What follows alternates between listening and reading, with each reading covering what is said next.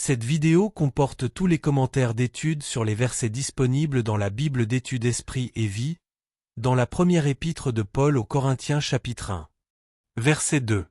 Appelé à être saint.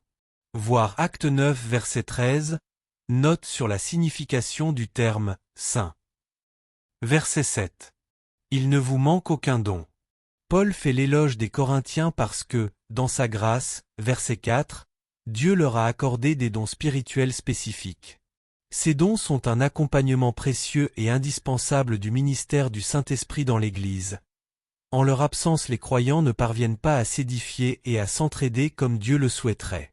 Dans cette lettre, Paul ne cherche nullement à écarter ces dons. Il cherche plutôt à modifier l'attitude des Corinthiens à l'égard des dons spirituels afin qu'ils puissent les exercer selon l'intention de Dieu. Verset 7.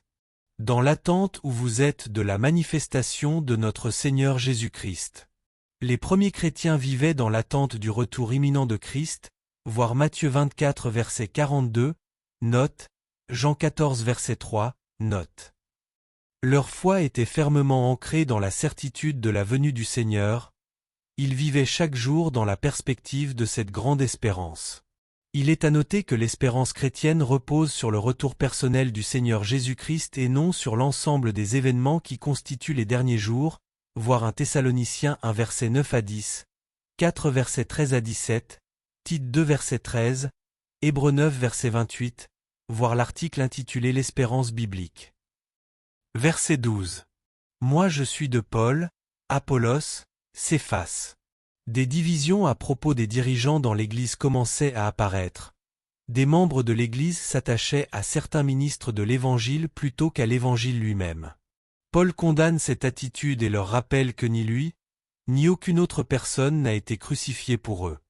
On retrouve cette même erreur encore aujourd'hui.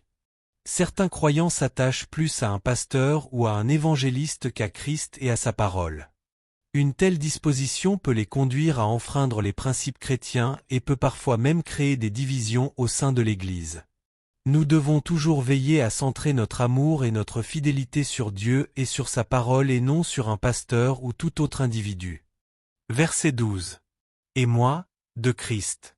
Le groupe qui se disait de Christ était probablement composé de faux docteurs qui étaient ennemis de l'apôtre, chapitre 4 versets 18 à 19. Ils prétendaient posséder une sagesse et une spiritualité supérieures.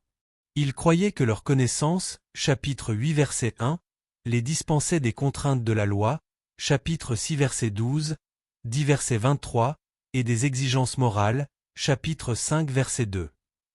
Ils tentaient de rallier l'Église à leur évangile dénaturé, 2 Corinthiens 11 verset 4, verset 20 et verset 21. C'est contre eux et leurs adeptes de Corinthe que Paul lutte principalement. Verset 17. Ce n'est pas pour baptiser que Christ m'a envoyé. Paul ne minimise pas l'enseignement de Jésus sur le baptême, Matthieu 28 verset 19. Il sous-entend qu'il a confié la pratique du baptême à ses associés, comme Christ, Jean 4 verset 1 à 2, et Pierre, Acte 10 verset 47 à 48, l'ont fait avant lui. L'apôtre ne veut pas que ses convertis pensent qu'ils ont été baptisés au nom de Paul, verset 13. Paul lui-même se concentrait sur la prédication de l'Évangile. Verset 18. Elle est une puissance de Dieu. Le message de la croix ne communique pas seulement la sagesse et la vérité, mais aussi la puissance active de Dieu capable de sauver, de guérir, de chasser les démons et de racheter de la puissance du péché, voir l'article sur le royaume de Dieu. Verset 20. La sagesse du monde. La sagesse du monde est une sagesse qui exclut Dieu. Elle met en valeur la suffisance humaine, fait de l'humanité la plus haute autorité et refuse de reconnaître la révélation de Dieu en Jésus-Christ.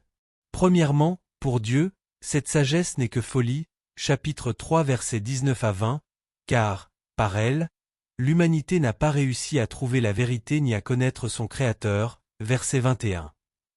Deuxièmement, le croyant doit éprouver un saint mépris pour la sagesse humaine et pour les vues d'un monde profane, voir versets 18 à 31, chapitre 2 versets 1 à 16, Acte 17 verset 18, Romains 1 verset 20 à 32, Colossiens 2 verset 8, note, 2 Thessaloniciens 2 versets 10 à 12, 2 Timothée 3 versets 1 à 9, 2 Pierre 2 versets 1 à 3 et verset 7, Jude 1 verset 4 à 19.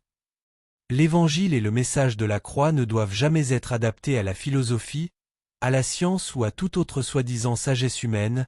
Chapitre 2 versets 4 à 5, Galates 6 verset 14. Verset 21.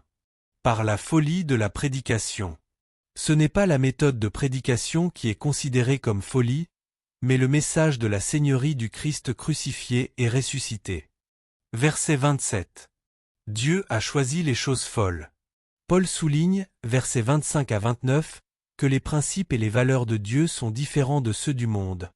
Aujourd'hui, Dieu s'attache à réduire à néant les faux principes et la sagesse du monde. Verset 28. Réduire à néant celles qui sont. À travers la crucifixion et la résurrection de Jésus, versets 18 et verset 23, et par le choix des choses viles de ce monde, versets 26 à 27, Dieu réduit à néant les choses que cet âge, lui, valorise. Dieu agit en anéantissant les philosophies humanistes, les méthodes psychologiques et autres systèmes du monde. Verset 30.